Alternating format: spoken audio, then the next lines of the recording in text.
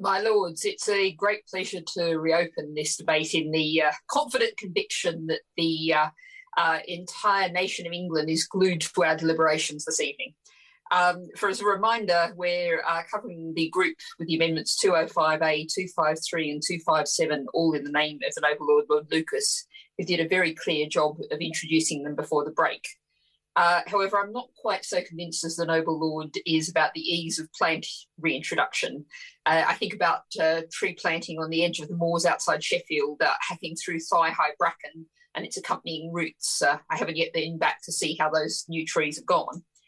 But we are talking about animals here, and these amendments, particularly 205A and 257, address what's really an exciting development of what's been called recovery through reintroduction.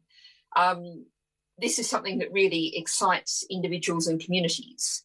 Now, the focus is often on larger and charismatic species, large herbivores and some carnivores, but excellent work is also being done on red squirrels and pine martens in an interrelated kind of way.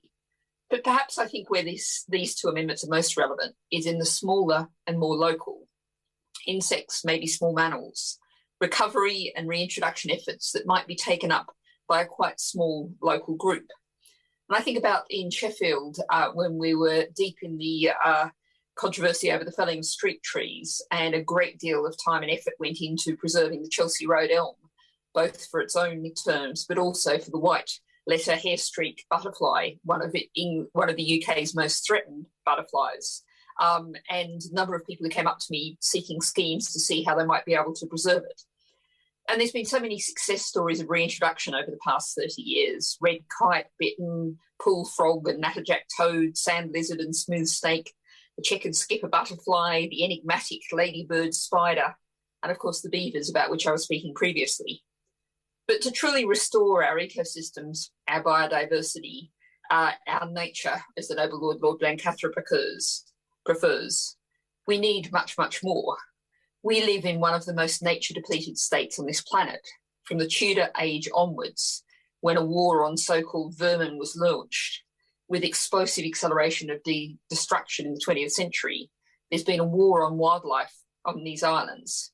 Turning it around really does require enlisting the support of what's also a nation of animal lovers. So these amendments, I think, there's certainly the sentiment behind them, and I'll be interested to hear the Noble Lord the Minister's response to it. The sentiment certainly deserves to be supported and encouraged. This is not something, again, that can be centrally controlled by Westminster, but needs local initiative, local and regional action.